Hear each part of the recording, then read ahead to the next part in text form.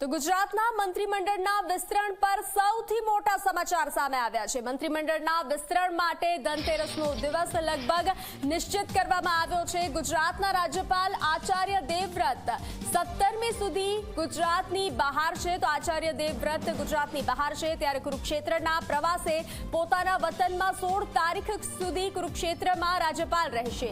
તો 17મીએ મહારાષ્ટ્રમાં રાજ્યપાલનો નિર્ધારિત કાર્યક્રમ છે। ગુજરાતના રાજ્યપાલ આચાર્ય દેવવ્રત પાસે મહારાષ્ટ્રનો ચાર્જ હોવાથી તેમણે 17મી તારીખના કાર્યક્રમમાં ફરજિયાત હાજરી આપવી પડશે। રાજ્યપાલનો પ્રવાસ ટૂંકાવવામાં ન આવે તો 18મી તારીખે એટલે કે ધનતેરસ કે એના પછીના કોઈ સારા દિવસે મંત્રીમંડળનું વિસ્તરણ થઈ શકે છે। તો સૌથી મોટા સમાચાર સામે આવ્યા છે। ધનતેરસનો દિવસ લગભગ નિશ્ચિત કરવામાં આવ્યો છે। ગુજરાતના મંત્રીમંડળના વિસ્તરણ પર આ સૌથી મોટા સમાચાર। મંત્રીમંડળના વિસ્તરણ માટે ધનતેરસનો દિવસ લગભગ નિશ્ચિત રહેશે।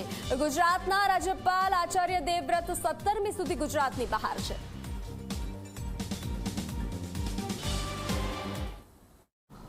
મુખ્યમંત્રી ભૂપેન્દ્ર પટેલના મંત્રીમંડળમાં વિસ્તરણ અને ફેરબદલ થવાનો છે ત્યારે સ્વાભાવિક છે કે અત્યારે જોવા જઈએ તો સ્વર્ણિમ 1 અને સ્વર્ણિમ 2માં કુલ 12 ચેમ્બરો એવી છે જે ખાલી છે। સ્વર્ણિમ 1માં જ્યાં કેબિનેટ મંત્રીઓ બેસે છે ત્યાં 3 ચેમ્બર પ્રથમ માળે ખાલી છે, જ્યારે સ્વર્ણિમ 2ની વાત કરીએ તો સ્વર્ણિમ 2માં બીજા માળે 3 ચેમ્બર ખાલી છે અને ત્રીજા માળે જોવા જઈએ તો સીધી 6 ચેમ્બરો ખાલી છે, એટલે કે કુલ 12 ચેમ્બર એવી છે કે જે અત્યારે પણ ખાલી છે। એટલે મંત્રીમંડળમાં મંત્રીની સંખ્યામાં વધારો કરવામાં આવે તો તેમને શાંતિથી ચેમ્બર ફાળવી શકાય એ પ્રકારની વ્યવસ્થા કરવામાં આવી છે। અત્યારે 17નું મંત્રીમંડળ છે એ 27 સુધી લઈ જવાય તેવી શક્યતાઓ સીધી રીતે જોવામાં આવી રહી છે। એટલે ક્યાંક ને ક્યાંક જોવા જઈએ તો 20 થી 22 કે 27 મંત્રીઓ સીધી મંત્રીઓને બનાવી શકે એ પ્રકારની ક્ષમતા છે, જે પ્રકારે સભ્યની સંખ્યા હોય છે એના આધારે। એટલે હવે એ નક્કી છે કે અહીંયા માત્ર ને માત્ર મંત્રીઓ ક્યારે કંકુ ચાંદલા કરે છે અને પોતાની ચેમ્બર સંભાળે છે એ ખૂબ મહત્વનું બની રહેશે।